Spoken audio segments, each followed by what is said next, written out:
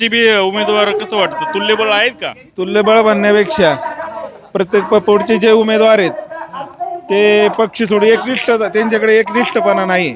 आता कसं काय, ते तर म्हणत होते मी निष्ठावान आहे, तर तुम्हाला मला तिकीट नाही दिलं पक्षाने, मी काय करू? निष्ठावान असते तर पक्ष ज्यांच्यामुळे ते मोठे झाले, पंचायत समितीमधून जिल्हा परिषद अध्यक्षपर्यंत जे मोठे झाले. पण अजितदादा पवार, वल्लभशेठ बेनके, अतुलदादा बेनके यांनी जर त्यांना मदत नसती केली, साथ नसती दिली, तर ते मोठे कसे झाले असते? कुणाला? जो बंडखोरीला तिकीट नाही दिल्यामुळे निवडून आले, बंडखोरी ते केली त्यांना. पण आता तुम्ही लगेच टीका केल्यावर ते घेणार माघार, तर ते पण घ्यायचे नाही. नाही ना, माघार घ्या. जी वस्तू ती सांगितली मी टीकाराम पक्ष काय माघार घेत. काय आले आपल्याला काय अतुल बेनके काल तर गेले होते, हं. त्यांना पण ते काय नाही म्हणूनच म्हणाले. अहो, कदाचित आमची बाई कळाल्यानंतर आमचे जर ज्यांच्या संपर्क ज्यांनी तुम्हाला दैवत मानलं, तुम्ही त्यांना त्यांच्या विरोधात बंडखोरी एवढं 35 वर्ष केल्या, पाणी फिरतंय तुमच्या ह्याच्यावर. ते म्हणतील मी पण एवढं निष्ठावून राहिलो, माझा काय फायदा? 35 वर्ष निष्ठावान राहिले, पण एकाच घरात 35 वर्ष देत होते का नाही तिकीट? हा, तुम्ही पण काम केलं, तुमचं काम चांगलं वाखाणण्याजोगं काम आहे. परंतु तुम्ही आज निष्ठा तुम्ही 5 वर्षातून तुम्ही लगेच निष्ठा सोडून द्यायला तयार झाले ना.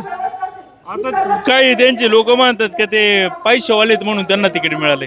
पैसेवाले तुम्ही कल्पना काळे आज आहे ना, पैसेवाले म्हणण्यापेक्षा आज कोणीच येणार सामान्य नाही ना, साधा पोर सगळेच पैसेवाले. तुम्ही कंचे कमी आहेत पैसेवाले, पुढे बोलणारे, बोलणाऱ्यांकडे पैसे कमी आहेत का? सहानुभूती किंवा आपलं घ्यायचं चाललंय, हो. मग का थांबत नाही ते? आता काय ते मोठे लोक आहेत त्यांचं वरच्या पातळीत, आपल्याला काय एवढं सामान्य शेतकरी आपण नाही जास्त राजकारणात. पण ते नाही थांबले त्रास होईल ना कल्पना काळेनं तुमच्या उमेदवारांना. हो, काही त्रास नाही होणार त्यांचा. का बरं? नाही एवढं पाहिजे ना, असं काही सहानुभूती सगळी इकडे पक्षाशी एकनिष्ठ असणारे भरपूर लोक आहेत. पण काहीतरी होईल थोडंफार. एक मोठं कुटुंब असलं, कुटुंबातून एक जण सोडून गेले त्याच्या मागे सगळे पळत नाहीत, कुटुंबामागत राहतात सर्व. त्यांनी तसं करायला नव्हतं लागत. करायला नव्हतं पाहिजे. 35 वर्ष त्यांनी जे काम केलं, जेवढे एकनिष्ठ राष्ट्रवादीशी राहिले, अतुलदादांनी त्यांच्यावर विश्वास ठेवला, अजितदादा पालकमंत्री असताना पाहिजे तो निधी त्यांना पुरवला, त्याची त्यांनी माणुसकी धरून त्यांनी पक्षातच थांबायला पाहिजे नव्हतं. बरं. आणि आता शिवसेनेची ताकद लय वाढली असं कळलं. काय नाही ताकद वाढायला सारखं काय, एका घडीत इकडून तिकडे उड्या मारणारे. किती गर्दी होती तिकडे? माग गर्दी काय येत असेल ना, गर्दी कशी गोळा करता येते? बर. कोणत्या प्रकारे सामदामदंड पैसा सगळं वापरून गर्दी गोळा करता येते. आता मला सांगा, जयश्री खंडागळे आणि कल्पना काळे काय फरक आहे? कल्पना काळे एक सुशिक्षित महिला आहे, शिक्षणाची क्षमता जास्त, सरपंच पदावर त्यांनी काम केलेलं आहे, प्रशासनाचा चांगला अनुभव आहे त्यांना. बरं ठीक आहे. आता पण तसं अनुभव त्यांना आहे, पण तसं लोकांना फायदा झालाय का त्यांच्यापासून? फायदा होणारच ना. तुमच्या सरपंचकीच्या काळात आजूबाजूच्या परिसरात मदत करतात? भरपूर फायदा आला. आतुरच्या माध्यमातून बोरी गावाला इकडे भरपूर निधी आणलाय त्यांनी. अजून निधी आणतील? हो, गावकरी म्हणून पाठी राहतील. सरपंच म्हणून गावात काम केलं. आता पंचायत जिल्हा परिषद निवडून आल्यानंतर जिल्हा परिषदेच्या माध्यमातून अख्ख्या गटाचं ते काम पूर्णपणे चोख पार पाडणार. बरं. आणि जयश्री ताई जयश्रीताईंना एवढा आपल्याला अनुभव नाही, ते तिकडच्या गटात आहेत. आम्ही इथलं गावापुरतं पाहणार ना. त्यांना कधी पाहिलं? नाही पाहिलं. ओळख नाही. माऊली खंडागळ्यांबद्दल काय सांगाल? पाहिलेलं आहे लांबून. ते पण चांगलेत. हो, मग चांगले, पण निष्ठावान. त्यांनी 35 वर्ष उद्धव बाळासाहेब गटामध्ये असताना त्यांनी त्या गटामध्ये होते का नाही? तुम्ही शिवसेनेत ज्या टायमाला फूट झाली शिवसेनेमध्ये, शिंदे गटात गेलो नाही, मी एकनिष्ठ ना. आता काय तुमच्या एकनिष्ठला आता काय झालं? ते म्हणतात राष्ट्रवादीनं आमचा पक्ष संपवला. असं तो पक्ष संपवण्यात दोन्ही पक्ष समान आहेत, सगळे एकाच यांनी जातात. शिवसेना तुमची आहे, राष्ट्रवादी त्यांची आहे, प्रत्येकापाशी जाग्यावर आहे. तुम्ही तुमच्या हितासाठी याला संपवलं, त्याला संपवलं, नको ती कुबंड रचताय. एकमेकाच्या पक्षावर एकत्र चितोडे उडवण्यापेक्षा आहे ना, तुम्ही तुमच्या पक्षाची एकनिष्ठ राहा. नव्हते का एकनिष्ठ ते आधी? असते तर आता काय बाहेर गेले असते. त्यांच्या पत्नीला तिकीट नाही दिलं असं म्हणतात ते. हो, स्वार्थ आहे त्यांचा. त्यांनी कार्यकर्त्यासाठी नाही ना मागितलं. जो त्यांनी निर्णय घेतलाय तो कार्यकर्त्यासाठी घेतला असता तर त्यांना नक्कीच हे झालं असतं. पण त्यांनी तो कार्यकर्त्यासाठी नाही घेतला, स्वतःसाठी घेतला. पत्नीसाठी घेतला ना तो, कार्यकर्त्यासाठीच. काही एखादा कार्यकर्ता मोठा करायसाठी जर हा निर्णय घेतला असता तर जरूर त्यांचा विचार नक्कीच झाला असता. तसे कार्यकर्ते तेवढं ताकदीचे पाहिजे, पैसेवाले. तुम्ही तयारच होऊन नाही दिले, मग तर कार्यकर्ते तयार का नाही झाले तुमच्याकडे? तसे तुम्ही असं जर करीत असाल, सगळं आपल्यालाच म्हणत असाल, तर कार्यकर्ते व्हायचे कसे तयार? आता सध्याचा कार्यकर्ता एखादा मोठा केला तर नक्की तो मोठा झाला असता ना.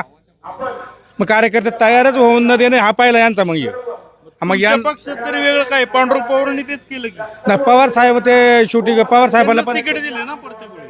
नाही ना, मग पवार साहेबांना तिकीट दिलं, पवार साहेबांनी ते काम पण केलं त्याचं चांगलं ना. मग आता पवार साहेब शेवटी पवार साहेबांची पण आता कोण होती? सुनबाई होती ना. पवार साहेब स्वतः थोडेच होते. म्हणजे कार्यकर्त्याला न्याय देण्यासाठी साहेबांनी तरी काय केलं ना, स्वतःच्या सुनबाईसाठीच हे मग केलं. पवार साहेबांनी सुनबाईसाठी पण राष्ट्रवादी काँग्रेसने नक्कीच न्याय द्यायचा प्रयत्न केला, का कार्यकर्त्याला न्याय द्यायचा प्रयत्न केला ना. घड्याळाने नक्कीच कार्यकर्त्याला न्याय द्यायचाच प्रयत्न केला ना. हा फरक आहे दोन पक्षात. दोन पक्षातला हा फरक आहे.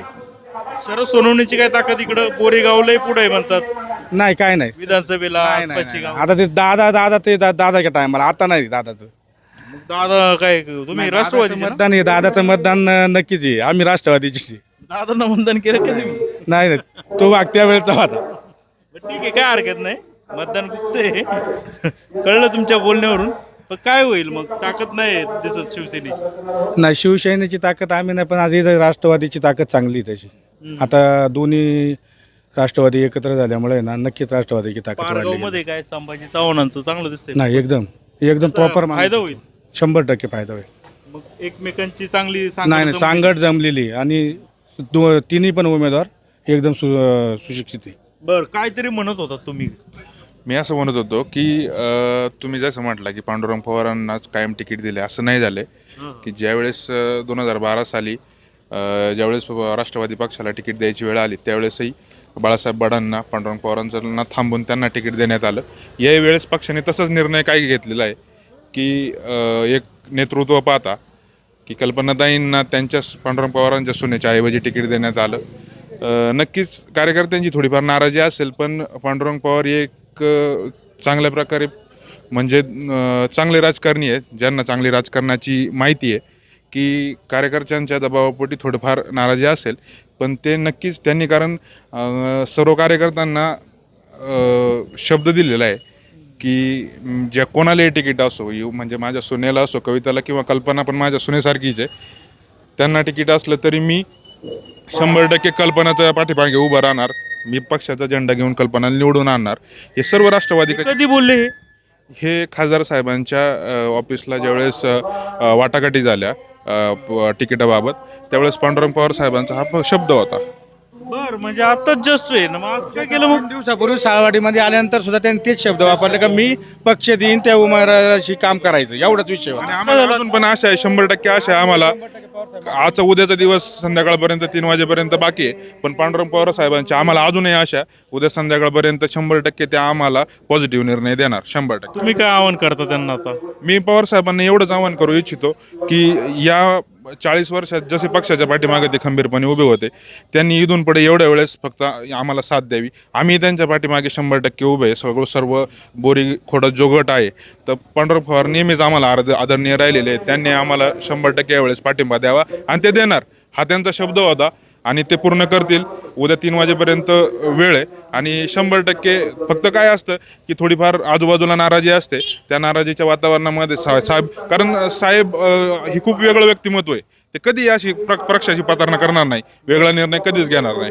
माघार घेतील असा विश्वास आहे. 100%. नाही तर तरी निवडून येतील कल्पना. हा 100% कल्पनाताई. तरी फक्त कसं आहे की पांडुरंग पवारांचा हात जर जास्त असेल तर आम्ही जास्तीत जास्त मताने निवडून येण्याचा आम्हाला आधार होईल. अदरवाईज आम्ही तसेही पण आजच्या घडीला जर बघितलं तर सगळ्या दृष्टीने सक्षम असल्या कारणाने आम्ही प्लस आहोत. आता जर उमेदवार बघितलं तर खासदार साहेबांचं एक मेळाव्यामध्ये एक खूप चांगलं वाक्य होतं की तुम्हाला रबरी शिक्के निवडून द्यायचे आहेत की जिल्हा परिषदमध्ये तुमचे स्वतःचे चेहरे निवडून द्यायचे आहेत. हे आम्ही आत्मपरीक्षण लोकांनी केले पाहिजे. आमचा कल्पनाताई वैभव काळे हे जे आमचं उमेदवार आहे, हा काही रबरी शिक्का नाही. हे आमचा चेहरा आहे, हा आमचा झडपीमध्ये जाणार आहे, आमच्यासाठी कामं मागणार आहे, आमचे प्रश्न तिथं मांडणार आहे. बाकी रबरी चेहरे रबरी शिक्के कोण आहेत ते तुम्ही बघून घ्या.